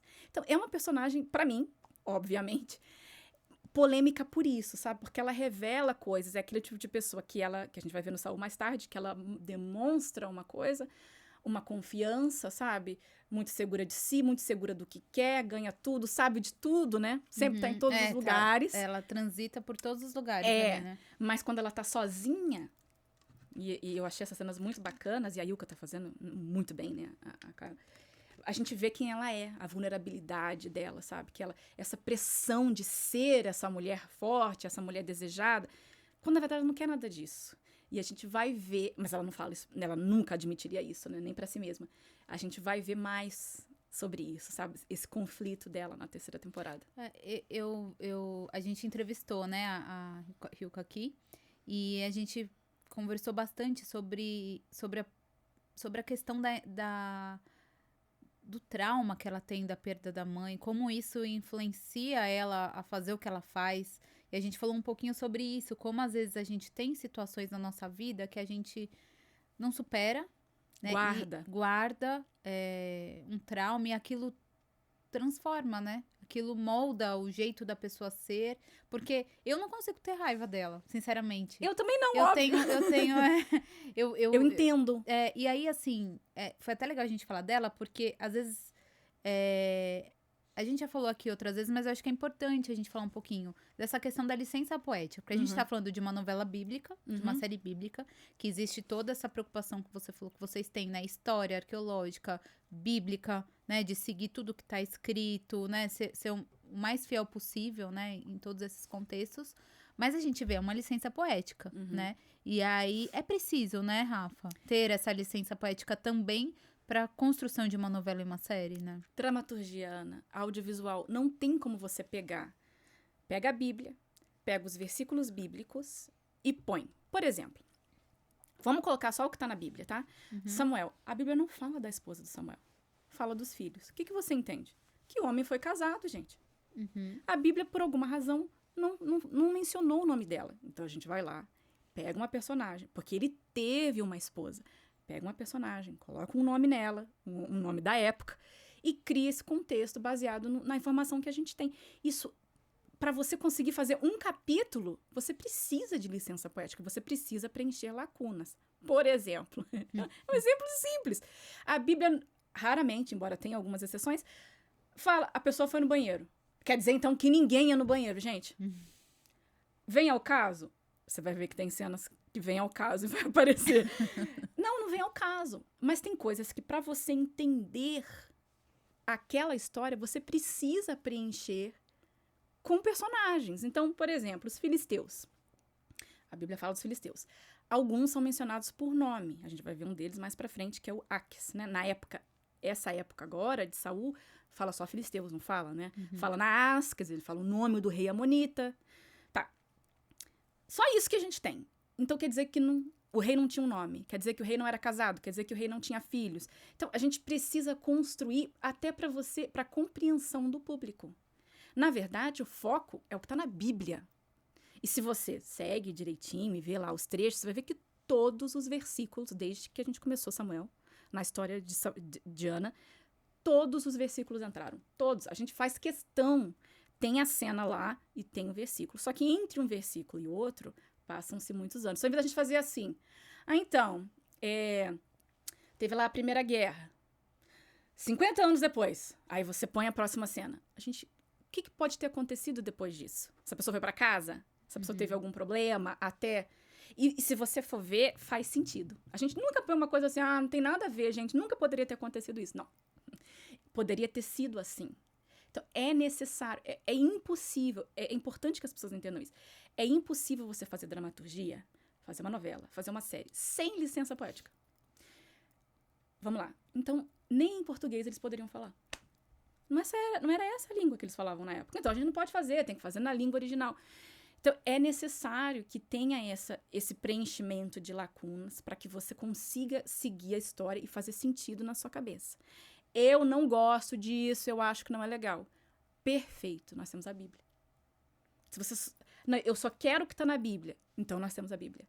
Se a gente vai traduzir a Bíblia, como qualquer outro livro, né, que é traduzido em filme ou série, é necessário, senão você... Em um capítulo você não conta tudo. E fica sem sentido. Sim. Né? Que muita coisa você só entende quando você...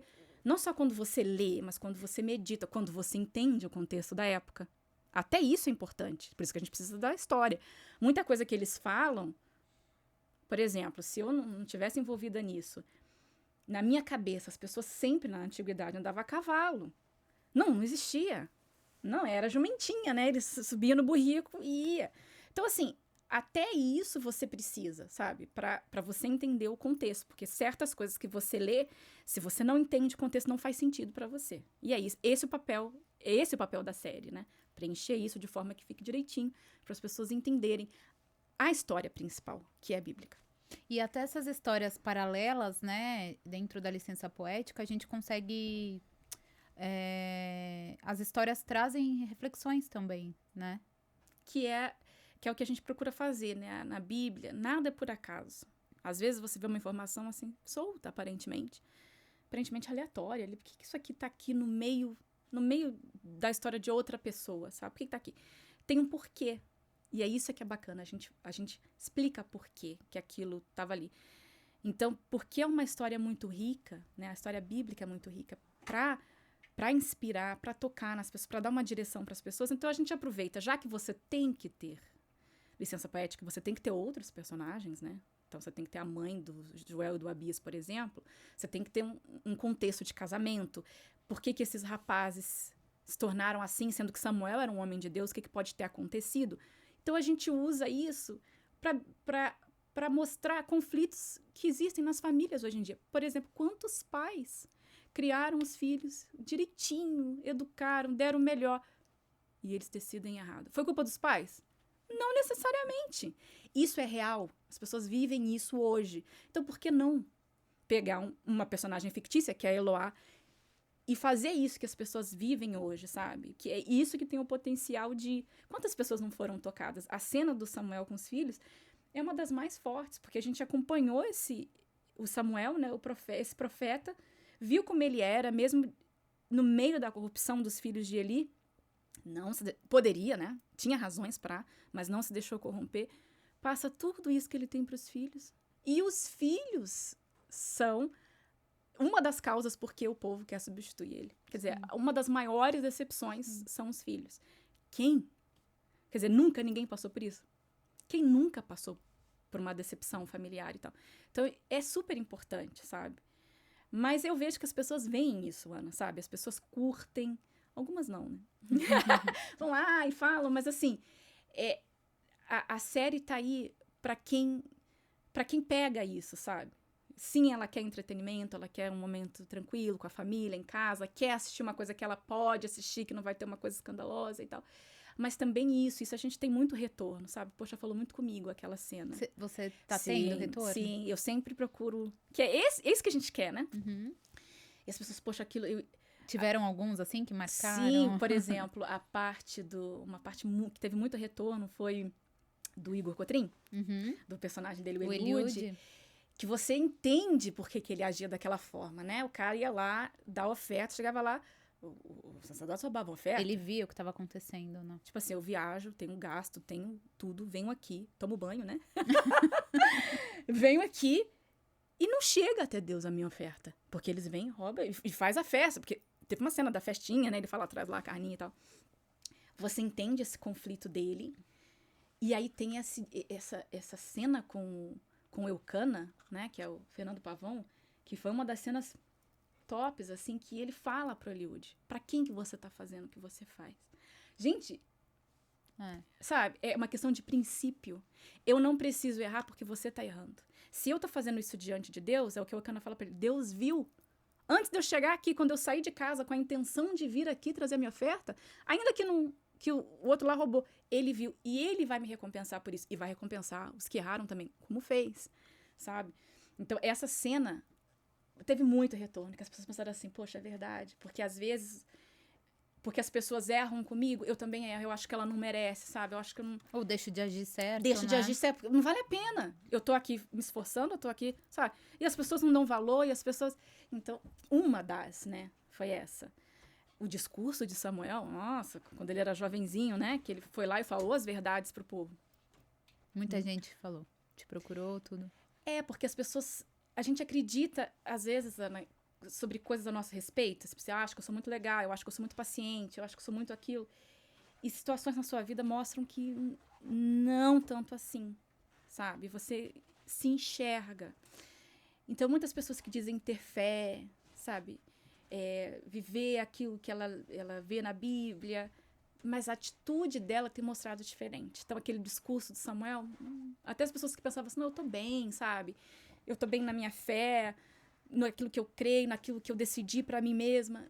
E você tá se traindo nas suas atitudes do dia a dia. Talvez que ninguém vê, trai aquilo que você diz que você crê, aquilo que você diz que você quer, né? Então, tiveram várias, né? Mas essas são algumas das que, assim, tiveram muito, muito retorno. E agora, de Saul, eu tô só esperando, porque é dose.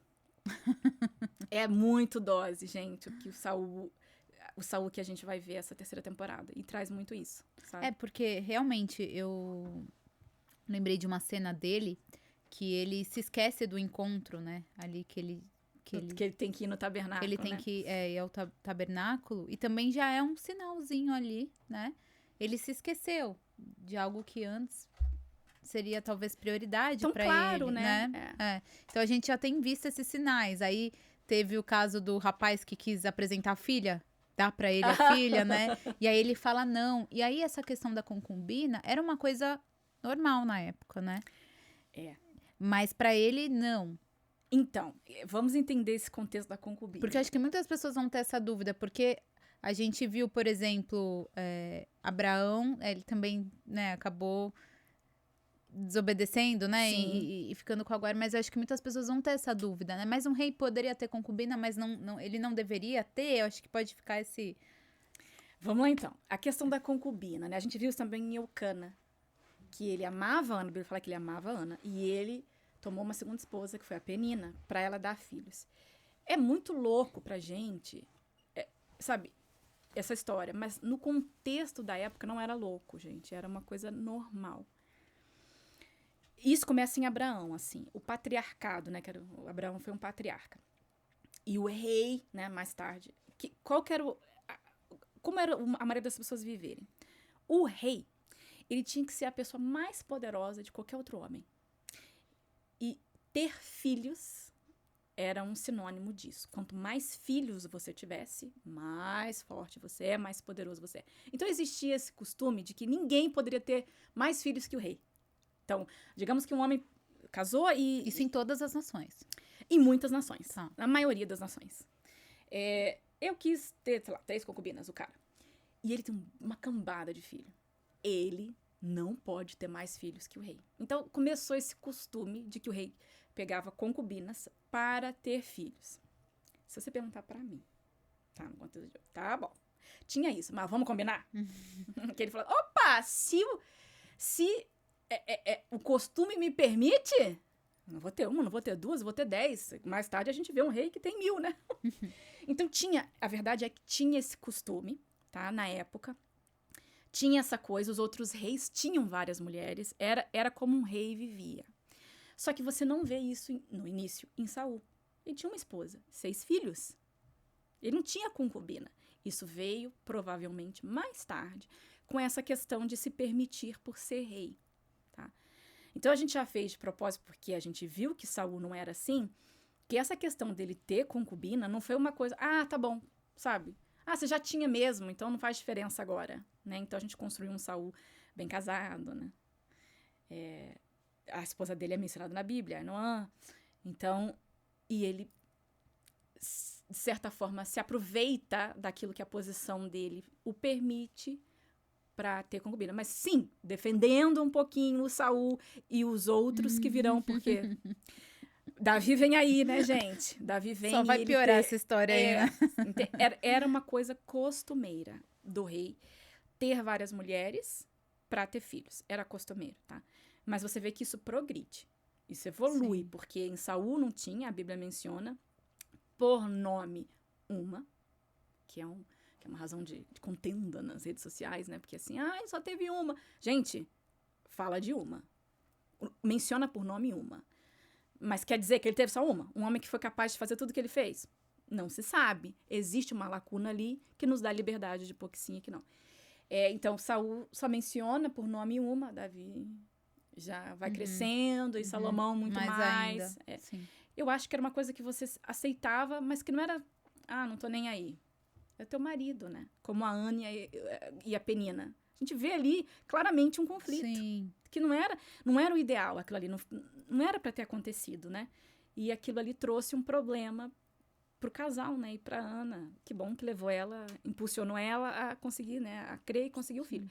Mas sim, defendendo Saul, tinha esse, mas ele foi aclamado rei bem mais tarde na vida, né? Então, assim, ele podia ter escolhido, gente, eu sou o primeiro rei, eu não preciso fazer como ele não tinha referência, né? Ele não teve um antes dele. Eu não preciso fazer como as outras nações fazem, mas... Sim. Ele fez. Foram esses indícios, né? E aí, ao mesmo tempo, a gente vê Jonatas. Eu imagino que vão acontecer muitas coisas aí com Jonatas nessa próxima temporada, né? Que também é um personagem bíblico. E a gente o conhece como uma pessoa de muita fé ali, que muitas vezes ele se coloca numa situação de ter que confrontar o próprio pai, né? Olha, a história do Jonatas e do Saul, eu acho que uma das coisas que vai fazer a gente... é exatamente essa dinâmica, porque você vê o relacionamento da vida de Saul descrito na Bíblia é com Jonatas. Não fala com a esposa, não fala com os outros filhos, mas com Jonatas fala de alguns momentos da vida dos dois, sabe? E essa cena que a gente colocou, que eu até ia falar, esqueci, que ele, eu esqueci do meu compromisso com o tabernáculo, você vê. Não era qualquer compromisso, não era com um Deus. E ele, então, não tem problema, mas todo mundo esquece. Na verdade, aquilo mostrou qual era a prioridade dele. O que ele estava fazendo quando ele esqueceu de ir? Então, às vezes a pessoa fala assim, não, isso é muito importante para mim, mas a atitude dela que vai mostrar se é ou não, né? Que não. E Jonatas é diferente. Você vê ali, o que é o principal no Jonatas, que você vê que ele é essa pessoa de fé. que quando vem... Porque o Jonatas era herdeiro, né, ao trono.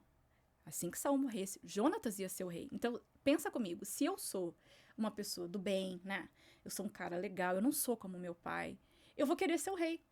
Eu vou ter esse objetivo, porque eu vou poder consertar a burrice que meu pai fez. Eu vou poder fazer bem pro povo. E ele fica do lado de Davi. Que a gente ainda vai ver na série, A gente ainda vai né? ver, tá na Bíblia, não tô dando spoiler. Ele fica...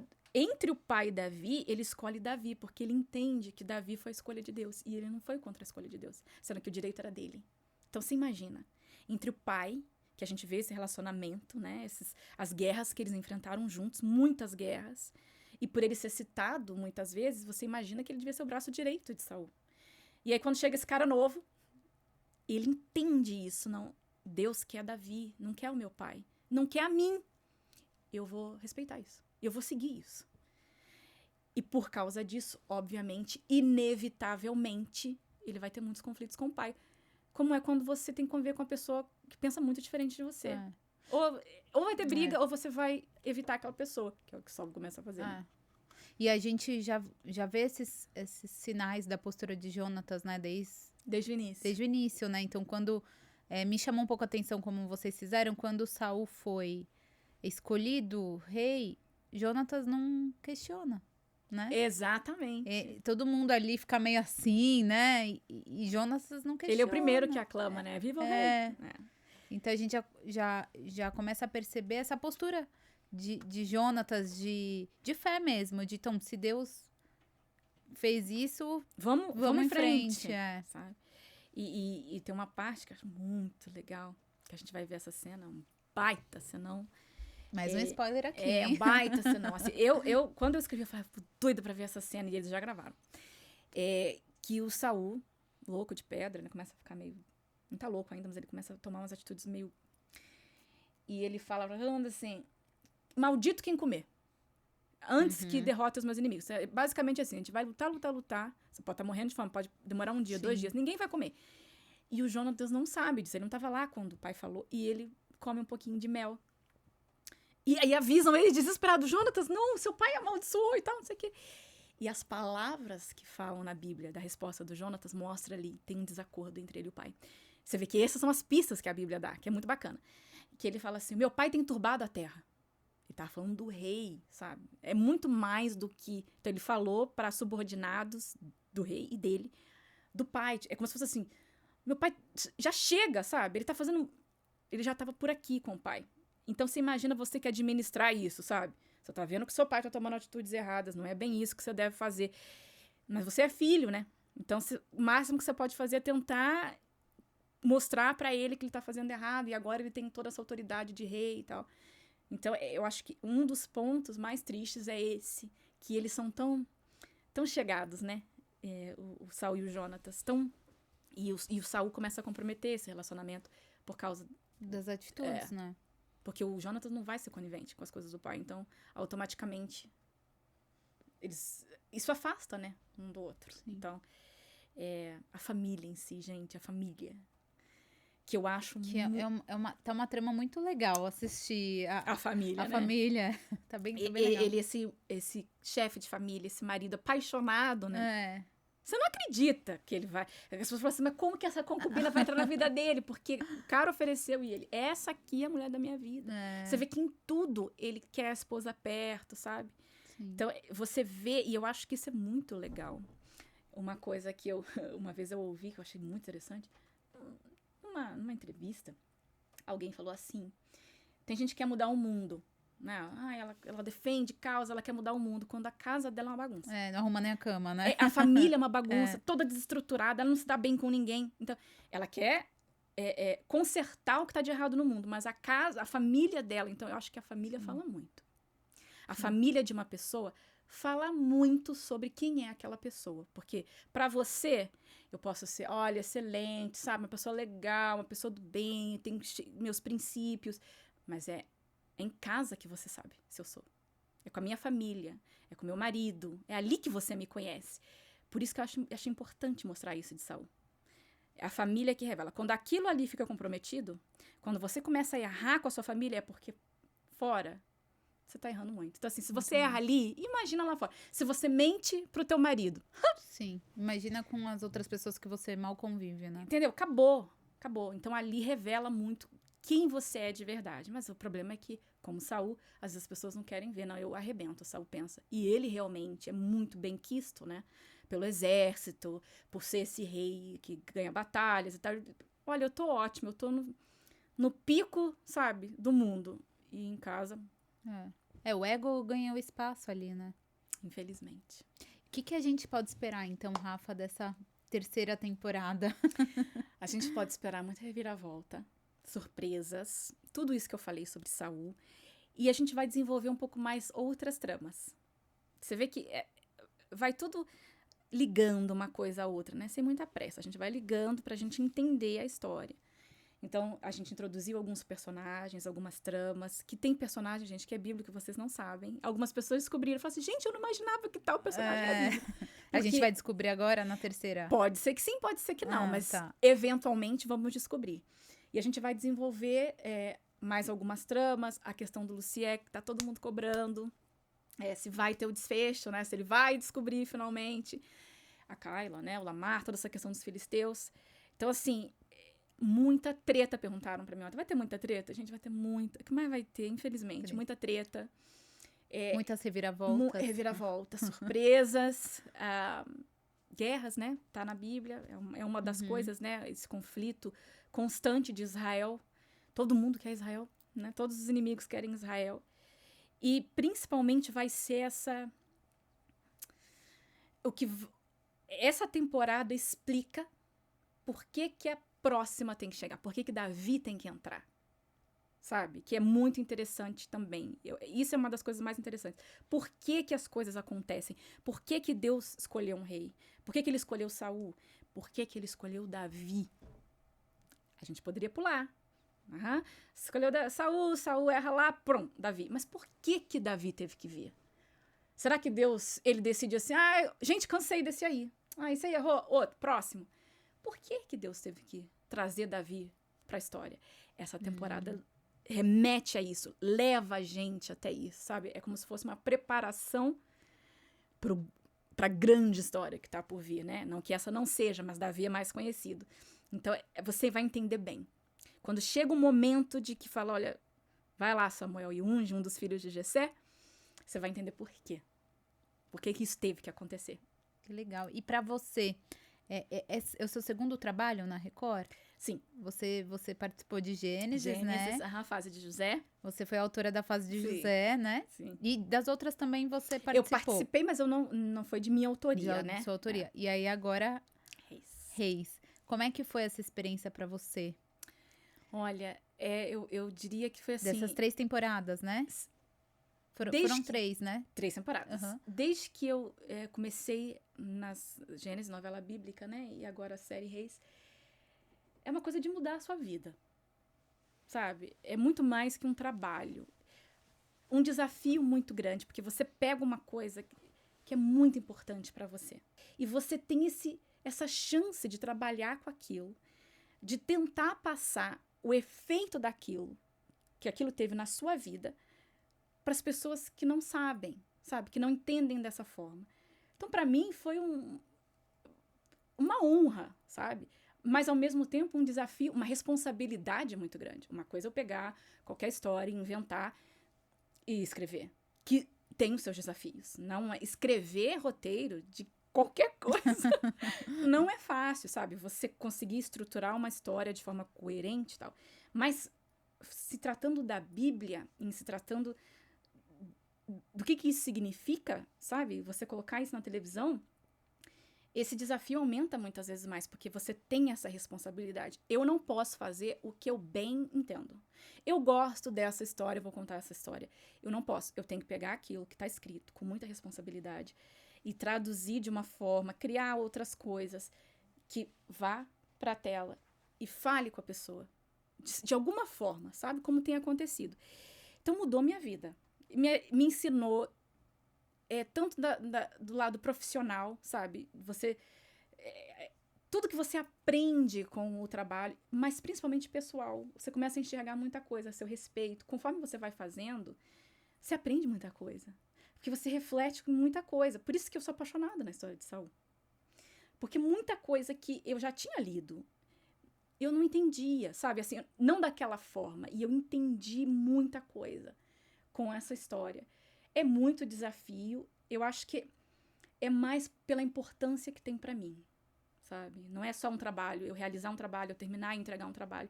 Mas a importância que essa história tem pra mim é muito importante. Então, assim, é muito importante que eu faça certo, sabe? Muito importante que eu faça direito. Então, olha, um privilégio, assim, um presente, eu diria. Um presente pra mim fazer. Não me vejo escrevendo nada que não seja bíblico.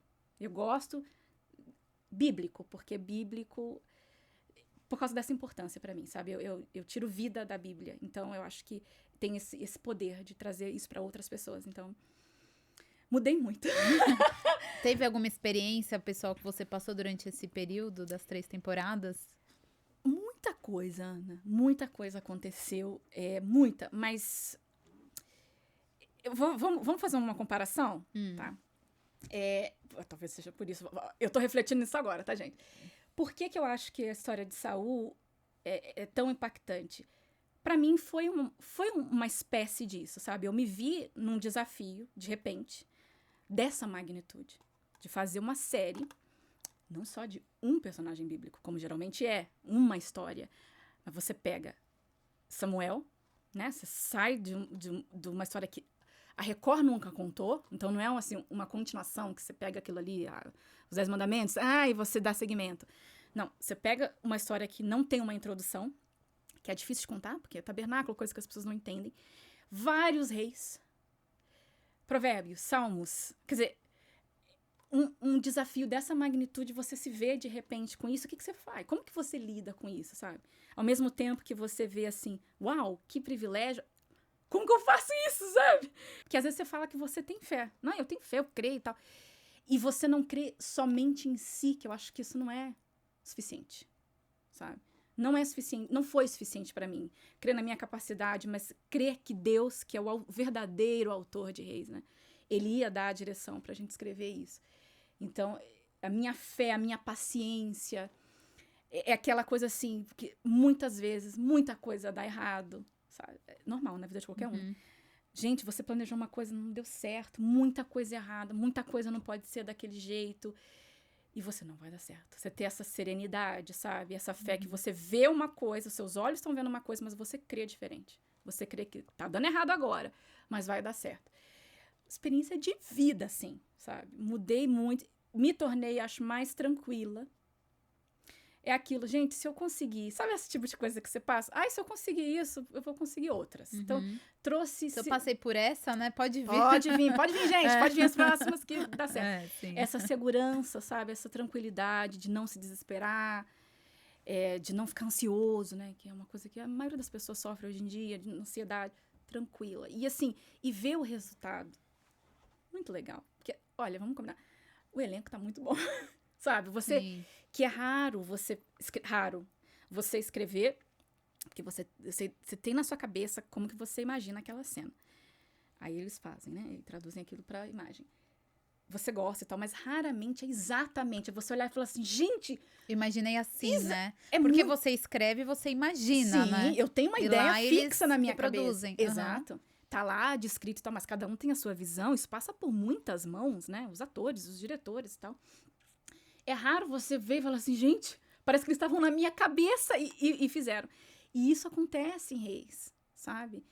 Então, assim, eles estão indo muito bem, estão traduzindo muito bem aquilo que a gente escreveu. Então, você vê esse resultado, te dá mais gás, sabe? Te dá mais tranquilidade. Você vê que você tem desafios, mas olha, no fim dá certo. Fica tranquila, no fim dá certo. Então... mudou minha vida, eu diria.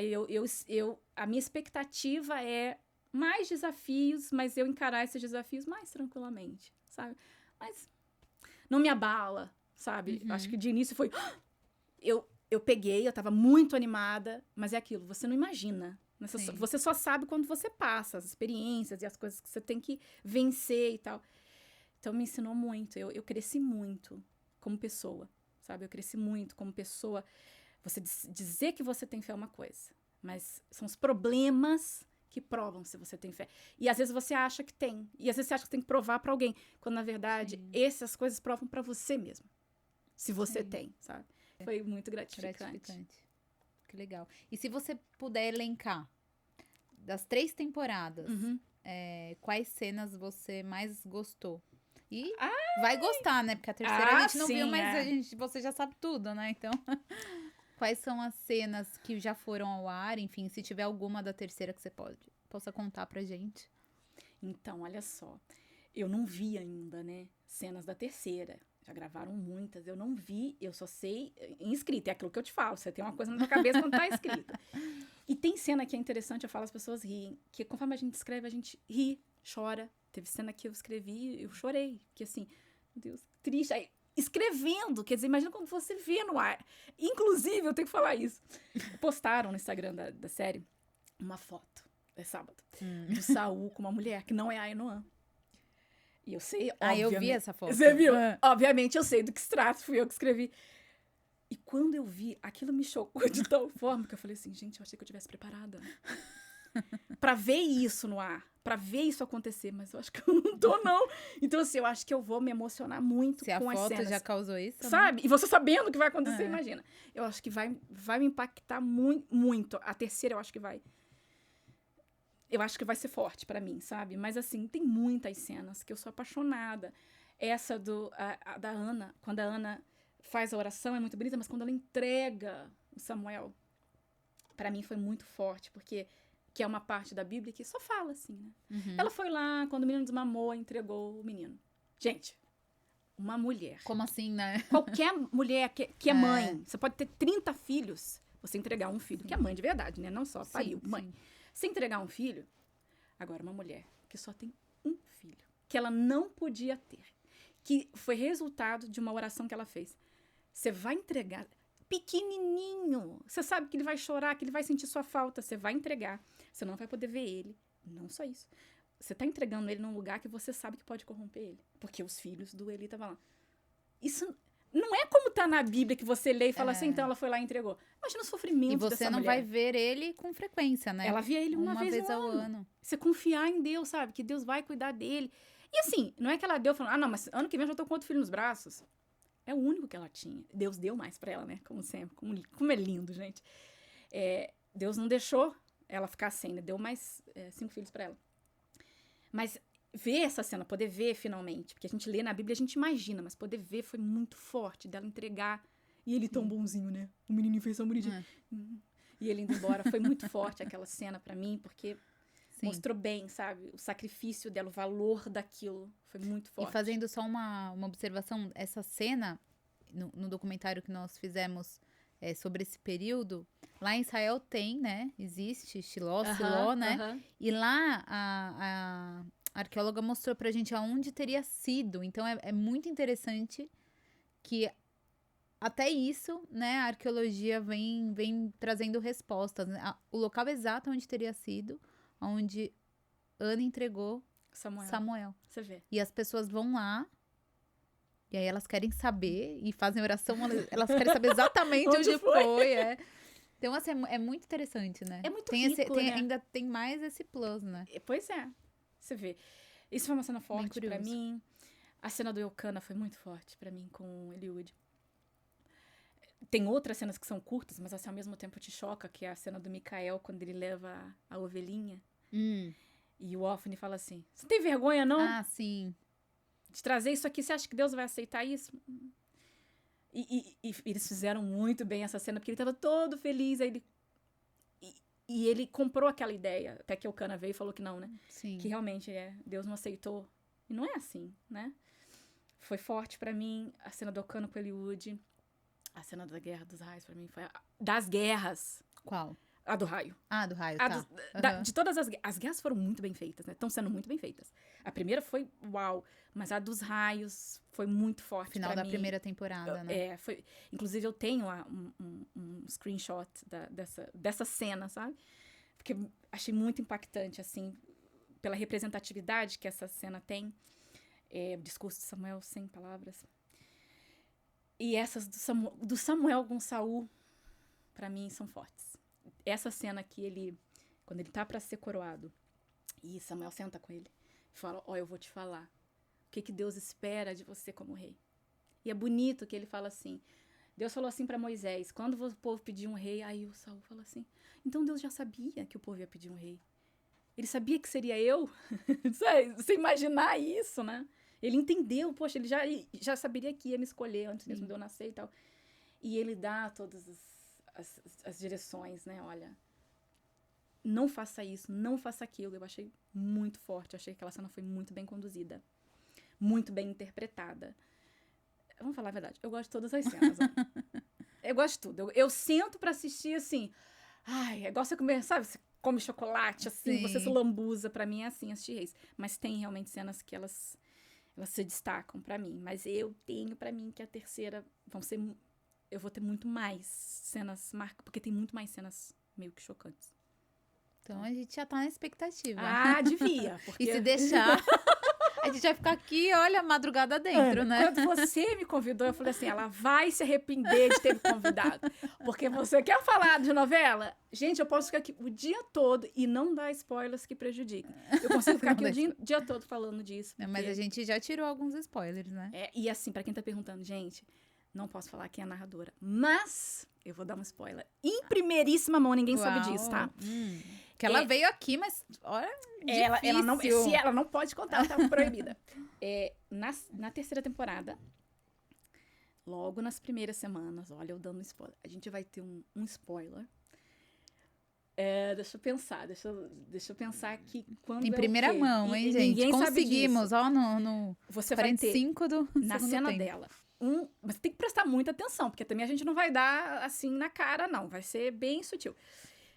O nome dela. Vai ter um spoiler pra você saber o nome da narradora em uma das cenas, as primeiras cenas dela. Na terceira temporada. Na terceira temporada. E também você vai ter uma ideia, um insight de quem é o marido dela. Que eles falam muito, né? Assim, sim. O meu pai, não sei o quê. Você vai ter uma ideia de quem é ele. Então, assim, essa história também segue, né? A história da narradora é paralela. Ela que tá contando a história de Reis, né? Sim. Pro filho. Então, aos pouquinhos, a gente vai alimentando e vai desenvolvendo a história dela também. Olha só. Então, fiquem atentos às primeiras semanas da terceira temporada, porque você vai ter um spoiler. E aí você pode juntar as suas habilidades investigativas na Bíblia e tentar descobrir quem é ela. E a gente vai acompanhando no Twitter. Pronto. Rafa, obrigada. Foi muito prazer. bom. Um prazer. Olha, foi ótimo. Me Muito convida bom. mais vezes que eu venho. Com certeza. Tá separado o seu presente. Chegou esse momento. Pois é. Eu pensei assim, eu vou ganhar a caneca. Porque eu tô vendo os atores ganharem a caneca quando eles vão lá. Vou deixar no meu escritório. E eu já vi que você gosta de café, então... Pois é. Então, bastante café, então não dá pra colocar eu bastante. mesmo, eu só sei a caixa vazia, gente. Para de ser. Obrigada. Obrigada, viu? E vamos continuar acompanhando, né? Vamos acompanhar agora. Acompanha a terceira temporada. Sim, a gente vai sofrer, Ana. Sim, mas a gente também vai rir. A gente vai se divertir, a gente vai se alegrar. E a gente vai se preparar para as próximas, né? Porque uma atrás da outra é novidade sem parar, né? Reis. Às 21 horas, a partir de agosto. Vamos nessa. E obrigada você por ter ficado aqui com a gente. Continua ligado aqui no nosso canal. Mais uma vez lembrando, se você ainda não é inscrito, se inscreve. Porque até a estreia da terceira temporada, nós vamos estar aqui coletando vários spoilers para descobrir tudo que vai rolar, tá bom? A gente se vê no próximo episódio. Tchau, tchau.